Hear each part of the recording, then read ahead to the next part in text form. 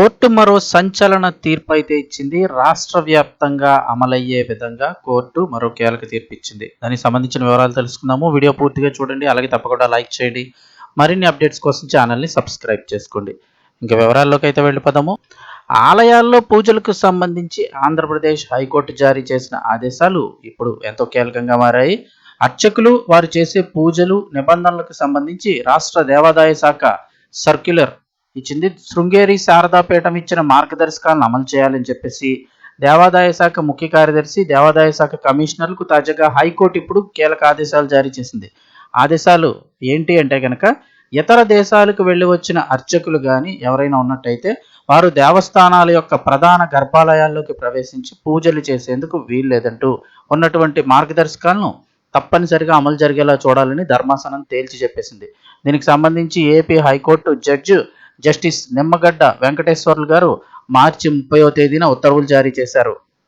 అంటే విదేశాలకు వెళ్ళి వచ్చిన అర్చకులు ఎవరైనా ఉన్నట్లయితే కనుక, ఆల్రెడీ ఇక్కడ ఇండియాలో పూజలు చేస్తున్నటువంటి అర్చకులు ఎవరైనా విదేశాలకు వెళ్ళి వచ్చినట్లయితే కనుక వాళ్ళు తిరిగి వెంటనే మళ్ళీ ఆ గర్భగుడిలోకి వెళ్ళి పూజలు చేసే అందుకు అవకాశం లేదు, అలా చేయకూడదు అని చెప్పేసి ఆదేశాలు జారీ చేశారు. అవి కూడా శృంగేరి శారదాపీఠం జగద్గురువులు మహాతీర్థ భారతీ స్వామి గారు రిలీజ్ చేసిన ప్రామాణికను పూర్తి స్థాయిలో అమలుపరచడం లేదంటూ విజయవాడ శ్రీ దుర్గా మల్లేశ్వర స్వామి దేవస్థానానికి చెందిన శ్రీచక్ర నవావరణ అర్చన పారాయణదారు డిఎస్ఎస్ఎస్ సుబ్రహ్మణ్యం స్వామియాజీ దాఖలు చేసిన ప్రజా ప్రయోజన వ్యాజ్యంపై విచారణ జరిపిన ఏపీ హైకోర్టు ఈ ఆదేశాలు జారీ చేసింది.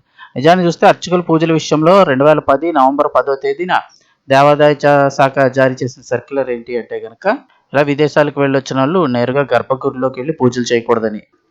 పిటిషనర్ తరపున స్వామియాస్ తరపున తమ వాదనలు వినిపించిన లాయర్ కేఆర్ శ్రీనివాస్, విదేశాలకు వెళ్ళి వచ్చిన పూజారులు రూల్స్ను అతిక్రమించి ఆయా ఆలయాల్లోని ప్రధాన గర్భాలయాల్లో పూజలు చేసేందుకు అనుమతులు ఇస్తున్నారని వాదించారు.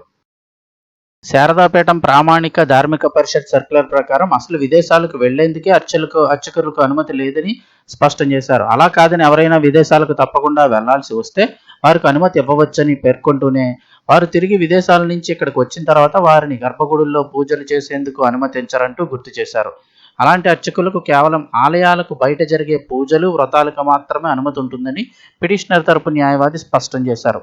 భారతీ స్వామి ప్రామాణిక ప్రకారం నిత్యం త్రికాల సంధ్యావందనం, వేద అధ్యయనం, గురు ఉపదేశం, మంత్రజపం, అలాగే కఠిన ఆధ్యాత్మిక క్రమశిక్షణ, ఆహార నియమాలు పాటించిన వారు మాత్రమే గర్భాలయాల్లో పూజలు చేసేందుకు అర్హులని తేల్చి చెప్పారు.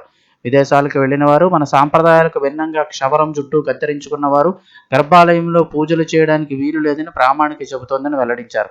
దీనిపై స్పందించిన రాష్ట్ర దేవాదాయ శాఖ తరపు లాయర్, దేవాదాయ శాఖ సర్క్యులర్ శారదాపీఠం ప్రామాణికులు అనుసరించి నిర్ణయం తీసుకుంటామని హైకోర్టుకు విన్నవించారు.